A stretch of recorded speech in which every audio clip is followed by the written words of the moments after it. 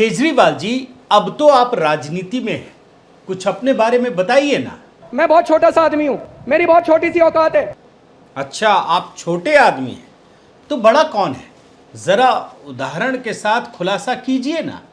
शीला दीक्षित के घर की बिजली 10-10 एसी लगे हुए शीला दीक्षित के घर पे, उसकी बिजली का बिल कौन देता है? हम देते हैं उसकी बिजली का बिल, हम देते हैं शीला दीक्षित के घर की बिजली का बिल। बाप रे, शीला दीक्षित के घर की चर्चा कर रहे हैं। मुख्यमंत्री रही हैं दिल्ली की, तो उसी पर निशाना साधना पड़ेगा। वैसे कुछ और खुलासा करना चाहते हैं, कुछ और कहना चाहते हैं तो कह दीजिए। दिल्ली सचिवालय देखा है, दिल्ली सचिवालय पूरा का पूरा एयर कंडीशन है ऊपर से नीचे तक। कैसी बहकी बहकी बातें कर रहे हैं केजरीवाल जी।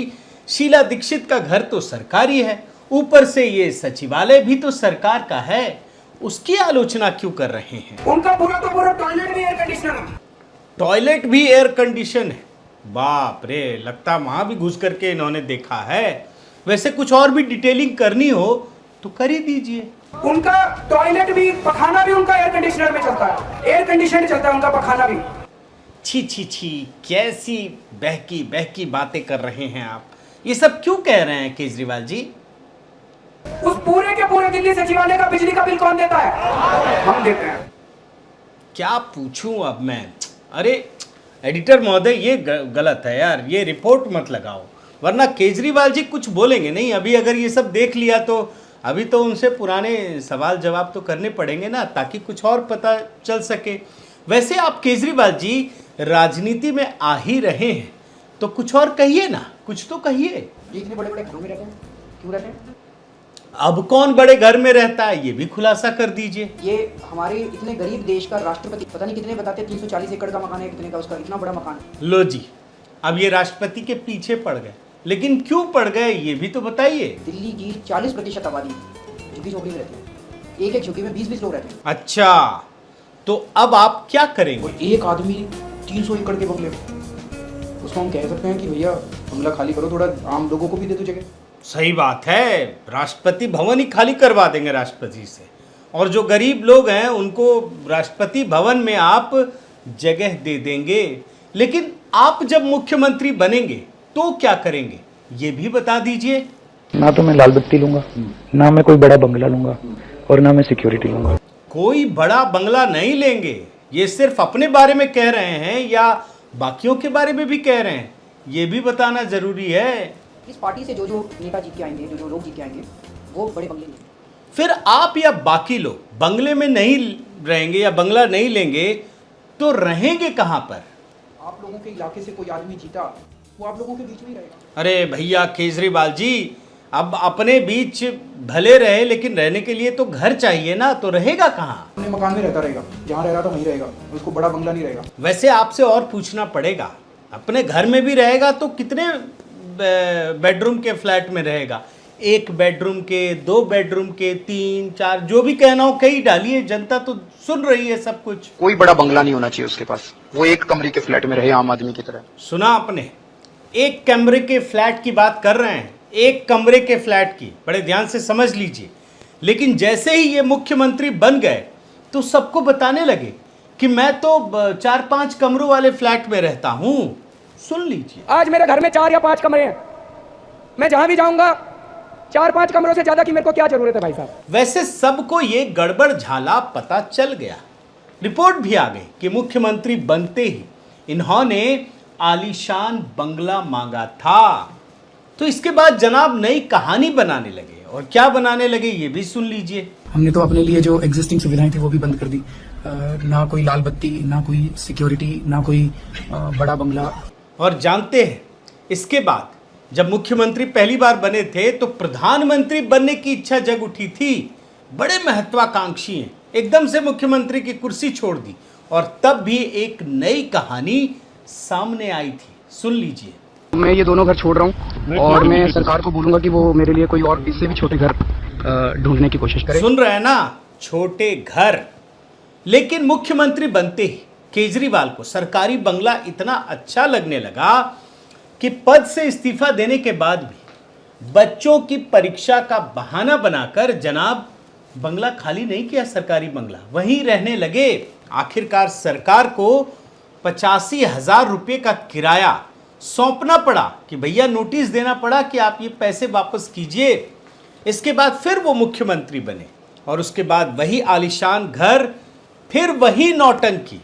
बंगला नहीं लेंगे, सुन लीजिए, अपने घरों में रहेंगे, नहीं लूंगे, बंगले भी नहीं लेंगे, अपने घरों में रहेंगे, नहीं लूंगे, बंगले भी नहीं लेंगे। लेकिन ये क्या, उन्हें बंगला भी मिला, उस पर काम भी शुरू हो गया।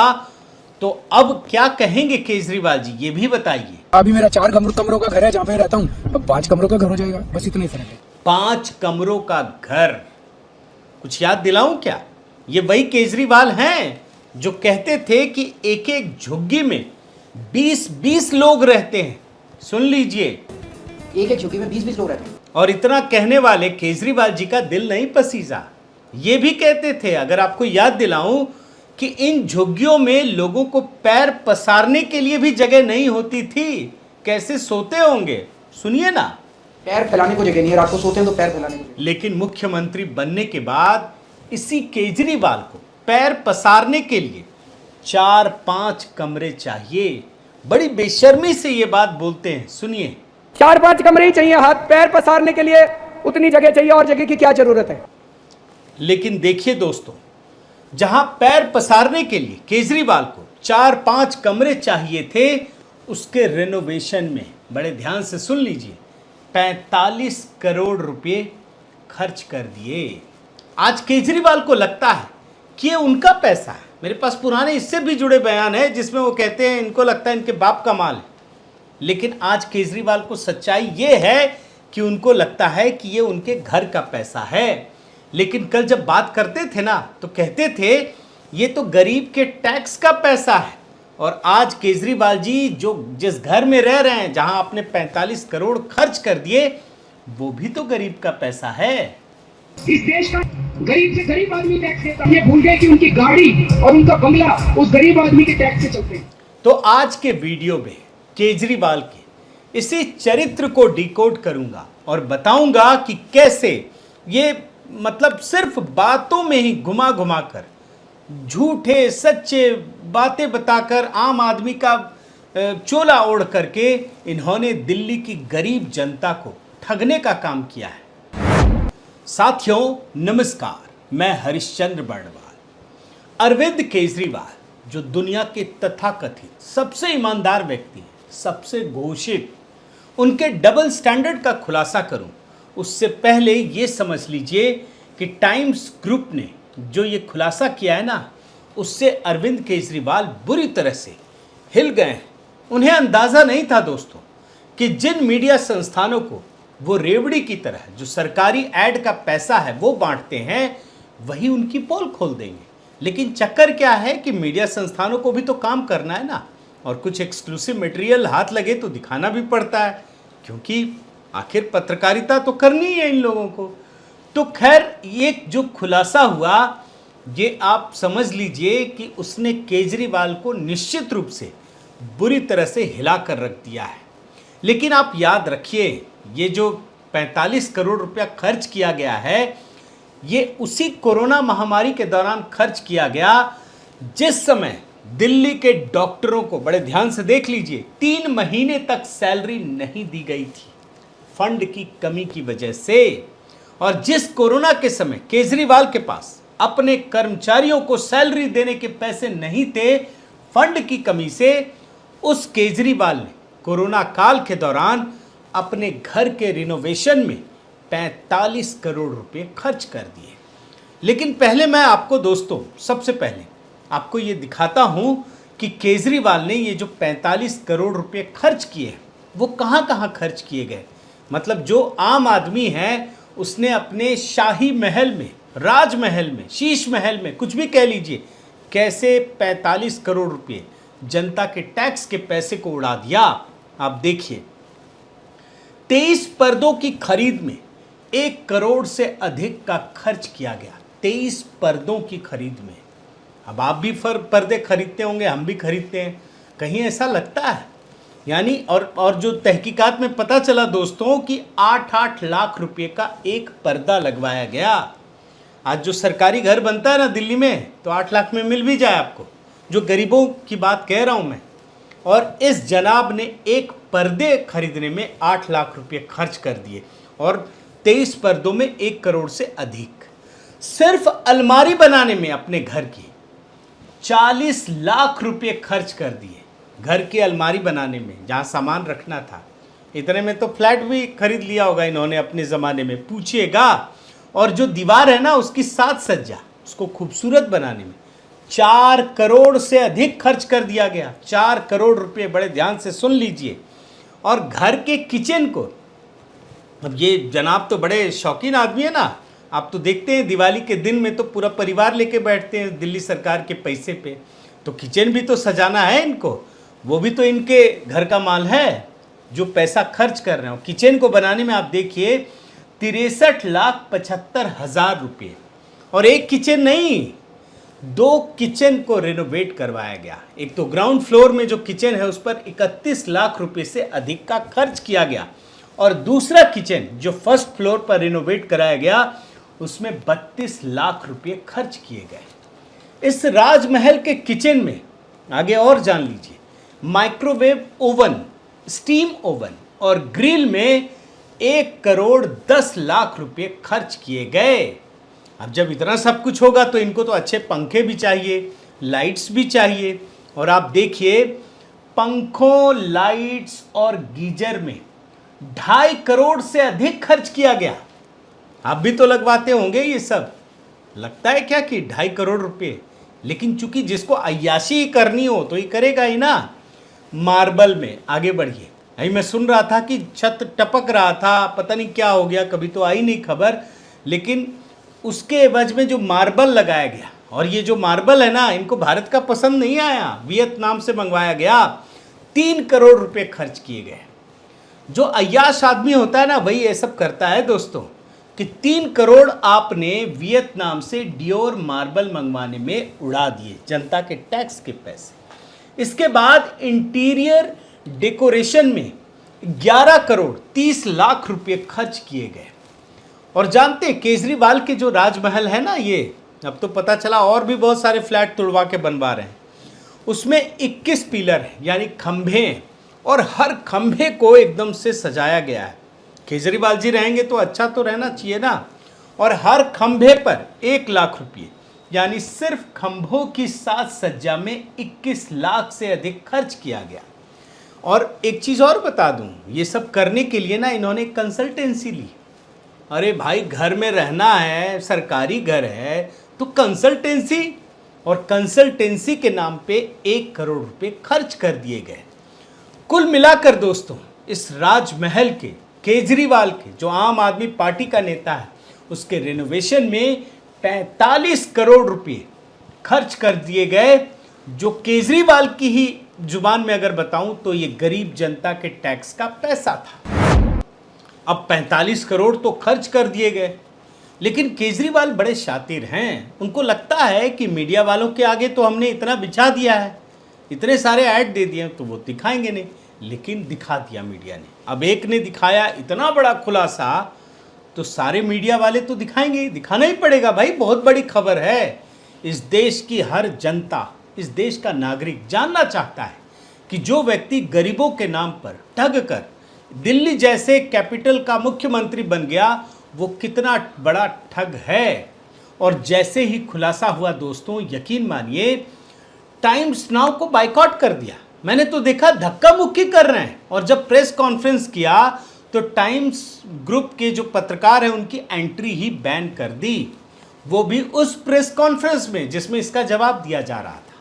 तो आप देखिए ये किस तरह के लोग हैं, किस तरह की हरकत करते हैं कि लोगों को पता ना चल सके, इसलिए ये सब काम करते हैं।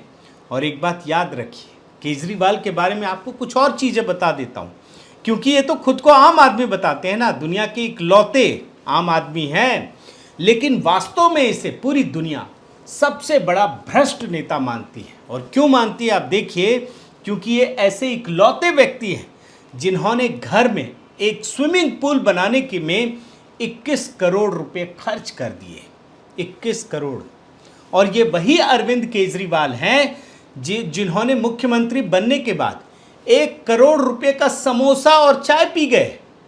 आप समझ पा रहे हैं, समोसा और चाय पीने में, समोसा खाने और चाय पीने में 1 करोड़ रुपए खर्च कर दिए इसने। आगे बढ़िए।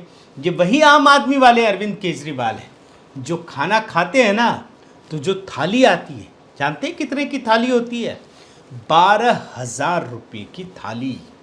और सिर्फ एक बार लंच या डिनर किया होगा तो उसमें 9,90,000 रुपये, 12,000 रुपये की थाली, और ये आम आदमी हैं।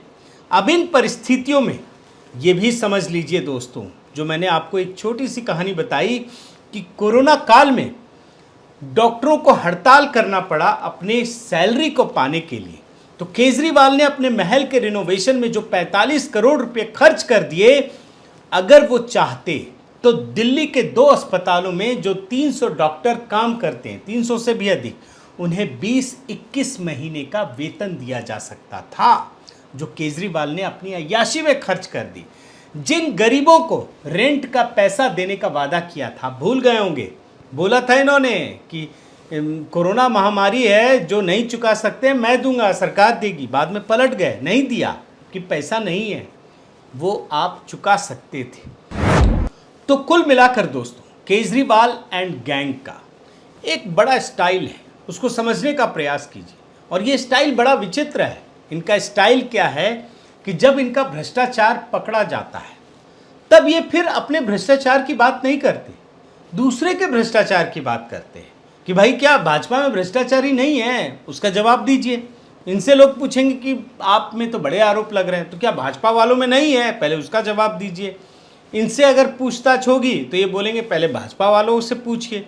इसी प्रकार से जब अभी इनके घर पे, इनकी महल पर जो अय्याशी में पैसे लुटाए गए उसकी चर्चा हो रही है, तो ये अचानक से बोल रहे हैं कि पीएम के बंगले में इतना खर्च हो गया, पीएम के हवाई जहाज में इतना करोड़ खर्चा हो गया, सेंट्रल विस्टा में इतना खर्चा हो गया। ये इनका स्टाइल है। तो ये केजरीवाल एंड गैंग को बड़े ध्यान से समझ लीजिए कि पहले तो ये कहते हैं कि भ्रष्टाचार नहीं करना चाहिए, फिर पहुंच जाते हैं, फिर सारे भ्रष्टाचारियों को भूल जाते हैं, खुद भ्रष्टाचार में लिप्त हो जाते हैं, फिर कोशिश करते हैं कि उनका भ्रष्टाचार दिखे नहीं, और अगर दिखने लगे, ऐसी संभावना बनती है, तो लोगों को लोभ लालच देकर चुप करा देते हैं। और अगर चुप नहीं होते तो फिर ये पहुंचते नहीं हैं। आप देखिएगा, चैनल में नहीं पहुंचे ये डिबेट में, और जब इनके पास लोग पहुंचते हैं तो उनके साथ मारपीट करने की कोशिश होती है, जो पत्रकारों के साथ करने की कोशिश की गई। तो कुल मिलाकर दोस्तों, ये जो केजरीवाल मॉडल है, ये एक घाव है भारतीय राजनीति के लिए, जो नासूर बन चुका है। अगर समय रहते इस देश की जनता इस बात को न समझ पाए तो निश्चित रूप से बड़ा ही दुर्भाग्यजनक स्थिति है। बहुत बहुत धन्यवाद। आपसे निवेदन है साथियों कि आप मेरे इस चैनल को ज़रूर सब्सक्राइब कीजिए, लाइक कीजिए, शेयर कीजिए, कमेंट कीजिए, और इस बेल आइकन को प्रेस करना मत भूलिएगा। नमस्कार।